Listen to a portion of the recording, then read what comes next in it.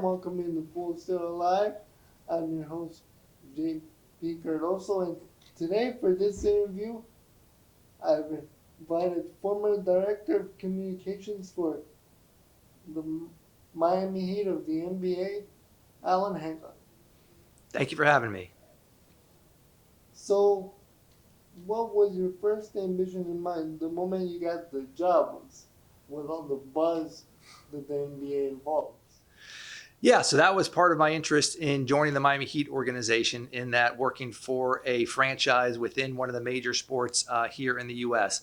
Before that, I had been working for about 4.5, almost 5 years, working in sports, but working at collegiate level, and then also in Major League Soccer, which was at that time a very new and growing league. So my interest in joining the Heat was to get that exposure at that level. I first started working with the Heat for their WNBA franchise. They owned and operated a WNBA franchise, the Miami Soul, and I saw working for them as an opportunity to get in with the Heat organization and get into the NBA. The WNBA franchise, we shared the same headquarters in the arena, worked a lot with the staff who also worked with the Miami Heat, so I was within the organization, but just working on the WNBA side of things. So that was my interest, and partly in joining with the Miami Soul, was to get in with the NBA and an NBA franchise, plus having the additional bonus that the Heat was one of the teams I followed growing up as a native of Miami. They were one of my favorite teams growing up, so I had that bonus of getting to work for one of my hometown teams as well. Were there any communication issues in the NBA, like as a global whole before you came? I can't recall any specific communication errors. But this was also at the time I was there. This was a little over 20 years ago. It was kind of the early days of online communications, internet communications. Social media really hadn't taken off yet, so we weren't really emphasizing social media platforms. It was very early on in those communications. So it was kind of learning how to best use those tools. We had a website developer on staff, and he would oversee the website content, and that was the extent of kind of our online communication. So I think it was kind of that transitional time when online communications, digital communications were just starting to take off. So it was really learning how best to use those tools, learn how to use those tools to hopefully best communicate in the NBA, as the NBA especially is trying to grow, globally. And so that was a way to reach people from all over the world through online communications, which was kind of a new thing. A lot of times we relied on, the news media to tell your story, to reach those wider audiences. But now with online communications, people could be fans all over the world and follow you. So it was part of that effort also to really learn those tools to expand the imprint and the reach of the organization. Did you have to deal with controversial issues involving a player or any member of the Heat? Yes, I did. Fortunately, during my time, I do not recall any very serious crises or scandals involving any players with the Heat organization. I can talk a little bit about how we kind of handled one of those situations. So my department, I was in the communications department, and we handled all the really off-the-court public relations efforts for the organization. We had a separate department, the media relations department, that handled the on-the-court and worked with the players very closely. And fortunately, I think the Heat tried to really make sure the players and try to set kind of a standard for the players of how they had to and to reach that standard of who they were going to bring in. But that didn't mean they didn't shy away from players who maybe had some histories. For example, they brought in a player called Rod Strickland, who had had a long career in the NBA, but also had some off-the-court issues previously. And the way we kind of handled that is to kind of acknowledge it right off the bat. At his first introductory press conference, they allowed, ask any questions about him, about his past, about what he's, how he's handling that, and have open kind of transparency. But then to use that to then try to move on from that and focus on going forward. So at the next practice, the media relations staff at the Heat, told the media who were there to see his first practice and cover that was, hey, we addressed his past in that situation yesterday. Those questions have been asked and answered. Now we're moving on. So you can ask questions about practice and moving forward, but we've already addressed that situation. So that was For those of you who just tuned in, this is Full Sail Live.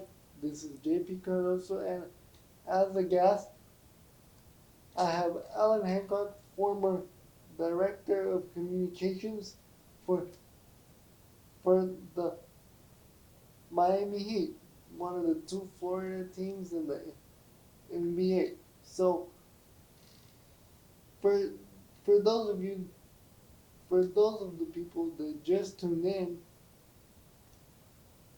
uh, what was your secret to handle the media properly? Picking up from your last answer. Yeah. So again, I think the philosophy to be honest and transparent with the media, because if the media sense you're trying to hide something from them, keep something from them, they're going to go digging, and that's their job to try to get the truth, try to get answers for their viewers, their listeners, their readers. And so our philosophy was try to have a professional relationship with them where they can trust us as a source of information. The approach we took, I think, was different when I was with the WNBA team from the Miami Heat organization to look at kind of the different approaches you take. As a WNBA team, we were really, as a new team, trying to get attention. It was a fight to get attention in the sports media landscape in Miami. You have 4 major sports teams you're competing with, and it's hard to get that media attention as a new women's basketball league. So my approach was to be very proactive, try to get out and get a lot of attention, work with the media, try to get them to practices, get them to games. On the NBA side of the operation for the Heat, their media relations department, it wasn't as focused on that. They were getting attention. It's more about managing that attention, making sure your reputation is coming across the way you want it to be in the interviews that you're doing with the media, in your interactions, making sure everything runs smoothly for the media, kind of handling that large media interest in the organization. So it was kind of a different approach that we each had. So I was able to learn from my counterparts with the Miami Heat when I was with the WNBA franchise, and then when I started working for the Heat organization, or for the Heat directly, able to carry that over because I already had some of that experience there. So it's really treating the media, professionally, with respect, and try to be open and transparent, and really try to service the media and help them in their role, and that's going to help you establish a good relationship with that media. Another question which I cannot escape and cannot omit. What is the memory that you will cherish forever in those 2 years that you were in your dream job at the time? Right. That's an interesting question. It probably happened pretty early on in my career there. So when I joined again on the WNBA side of the franchise, maybe the first week I was there, I wanted to learn the ropes of running a game. So the Miami Heat were in season. We were preparing for the WNBA season. At the time, the Heat star player Alonzo Mourning had gotten sick with a kidney ailment. Very unexpected. He was expected to be the cornerstone of the franchise. Really set them back. And then on the day I went to basically shadow the Miami Heat media relations staff on one of their game days. See, how do you operate during game day? What all do you do?